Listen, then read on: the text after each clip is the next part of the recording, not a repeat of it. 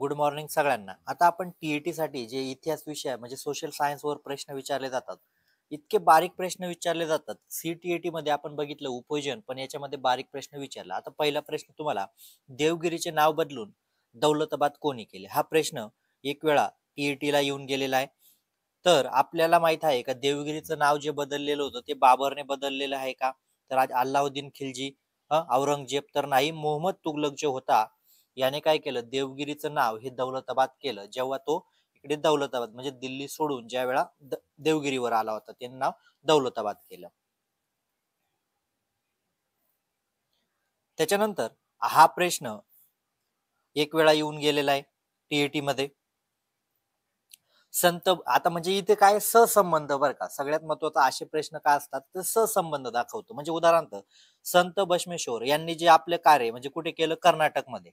तर संत मीराबाई मग कुठे संबंधित असेल, महाराष्ट्र का? तर नाही. गुजरात नाही. मध्य प्रदेश नाही. तर राजस्थानची संबंधित संत मीराबाई.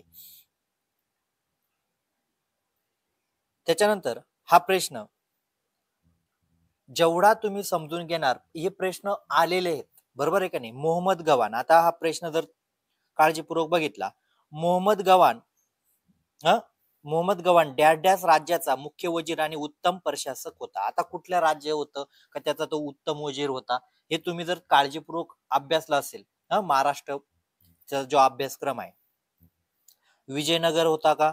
तर अजिबात नाही. वाकाटक घराणे होतं का? तर नाही. आदिलशाह होता का? नाही. तर बहमनी जे साम्राज्य होतं त्यामध्ये मोहम्मद गवान हा नावाचा वजीर एकदम उत्तम प्रशासक होता. उत्तम प्रशासक, कारण सर्व जे चालू होतं त्याच्याच कारण त्याचा मृत्यू झाल्यानंतर, कारण कोणीतरी अशी बातमी पसरवली का त्या काळातील जे विजयनगरचं साम्राज्य होतं, विजयनगरच्या साम्राज्याला हा मदत करतो असा त्याच्यावर आरोप ठेवून आणि त्याची हत्या करण्यात आली.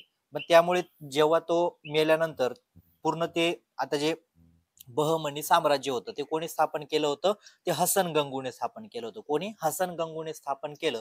आणि हसन गंगू मेल्यानंतर काही राजे बदलले, पण सगळ्यात महत्वाचं मुख्य काय होता, मुख्य वजीर, याच्यावरच तो कारभार चालू होता. आणि जेव्हा हे बहमनी साम्राज्याचा विनाश झाला त्याच्यानंतर तुम्हाला 5 शाया अस्तित्वात आल्या हे तुम्हाला दिसून येतं. आदिलशाही, कुतुबशाही वगैरे या 5 शाया अस्तित्वात आल्या. त्याच्यानंतर हा प्रश्न एक वेळा टीईटी मध्ये आलेला आहे. दिल्लीच्या डॅरड्या सुलतानाच्या कारकिर्दीत, प्रश्न काय म्हणतोय बघा, दिल्लीच्या डॅरड्या सुलतानाच्या कारकिर्दीत दिल्लीच्या सत्तेविरुद्ध उठाव करून विजयनगर साम्राज्याची स्थापना झाली. म्हणजे दिल्लीचा जो सुलतान होता त्याच्या काळात कारकिर्दीत तर त्याच्या सत्तेविरुद्ध उठाव करून विजयनगर साम्राज्याची स्थापना झाली. विजयनगर, आता विजयनगर साम्राज्य हे तुम्हाला माहित असेल, हे कोणी स्थापन केलं होतं, हरिहर आणि बुक्क या दोघांनी विजयनगरचं साम्राज्य हम्पी इथे स्थापन केलं होतं. आता पण इथे काय म्हटले का कोणाचा असा कोणता सुलतान होता का त्याच्या कारकिर्दीमध्ये काय केलं होतं, हा उठाव झाला? तर बघा, रजिया सुलतान हिच्या काळात हा उठाव झाला होता का? तर नाही. रजिया सुलतान बद्दल एक प्रश्न तुम्हाला येतो, म्हणजे भारतातील पहिले राज्यकर्ता रजिया सुलतान. अल्लाउद्दीन खिलजीच्या काळात असा उठाव झाला नाही, कारण तो क्रूर प्रशासन होता, त्याने सगळे काही उठाव दाबून टाकले होते. इब्राहिम लोदीच्या काळात तुम्हाला माहित आहे काय झालं होतं, पानिपतचं युद्ध झालं होतं, बरोबर आहे का नाही, बाबर आणि इब्राहिम लोदी यांच्यामध्ये. आणि मोहम्मद तुगलक जो होता त्याला इतिहासामध्ये एडा मोहम्मद पण असं म्हटलं जातं. याच्याच काळात विजयनगरचे साम्राज्य असेल, बहमनी साम्राज्य असेल, सरदारांनी उठाव केले आणि काय केलं, आपल्या साम्राज्याची निर्मिती केली. कारण मोहम्मद तुगलक जर तुम्ही अभ्यासला तर इतिहासातील वेडा राजा म्हणून असा पण त्याचा उल्लेख केला जातो. कारण त्याने कुठलीही गोष्ट, म्हणजे उदाहरणार्थ शेती करायची तर एका वर्षामध्ये पडीत जमीन नांगरून टाका, शेती करा, अशा प्रकारे याचे उद्योग चालायचे.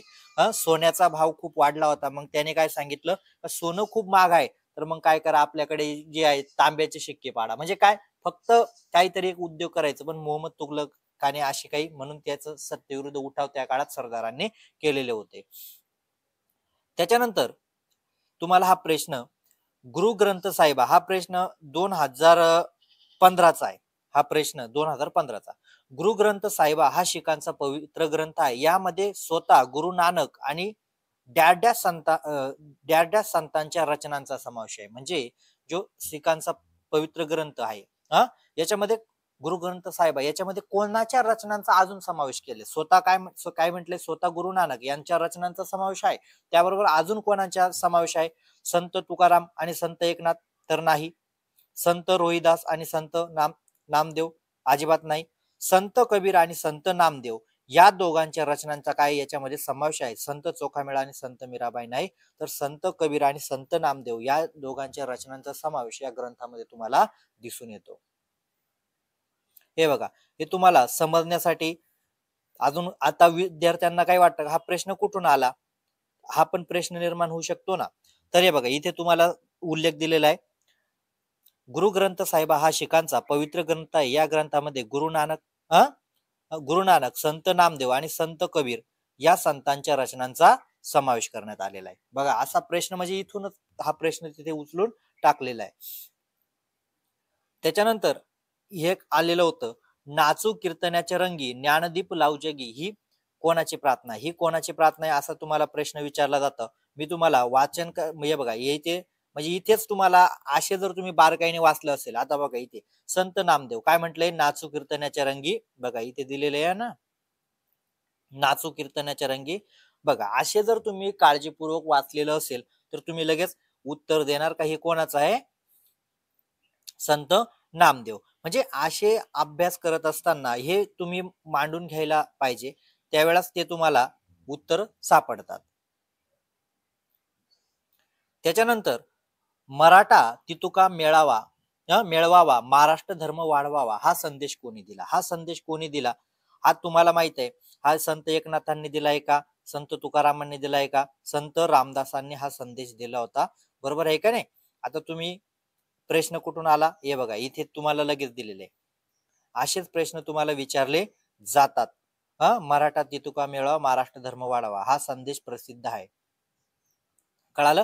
म्हणजे असा पॅटर्न आहे हा टीईटीचा, पण वाचन एकदम बारीक पाहिजे याला. त्याच्यानंतर प्रश्न 8 हा प्रश्न पण येऊन गेलेला आहे, सोन्याचा होन व डॅरड्याची शिवराई. प्रश्न काय म्हणतोय?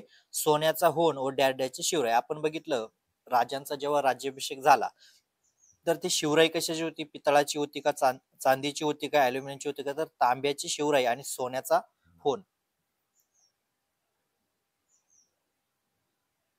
आणि त्याच्यानंतर प्रश्न 9 आरमाराचे प्रमुख होते. आरमाराचे प्रमुख कोण होते? हा पण प्रश्न एक वेळा येऊन गेला. म्हणजे हे प्रश्न आलेले प्रश्न आहेत, मी यासाठी घेतले का विद्यार्थ्यांना असं वाटायला नको नाही बाबा हा कुठेतरी बाहेरून प्रश्न आलेला येतात का काय येतात.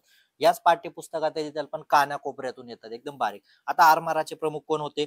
कृष्णाजी जयदेका तर अजिबात नाही. मायनाक भंडारे आणि दौलत खान लोधी.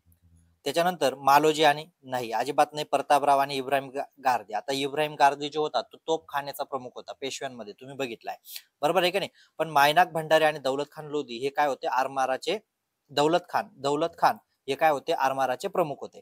आता एक तुम्हाला एक प्रश्न दाखवतोय. हा प्रश्न म्हणजे हा मुळात याच्यावरूनच प्रश्न बनलेला होता. एक काय केलं होतं त्यांनी, प्रश्न कसे बनवलाय होता हे मी तुम्हाला सांगतो.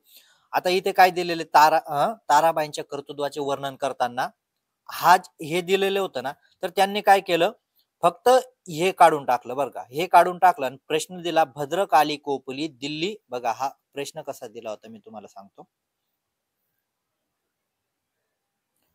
बघा फक्त हे काय केलं, हे काढून टाकलं आणि डायरेक्ट असं टाकून दिलं भद्रकाली कोपली दिल्ली झाली दिनवाणी दिल्लीचे गेले पाणी.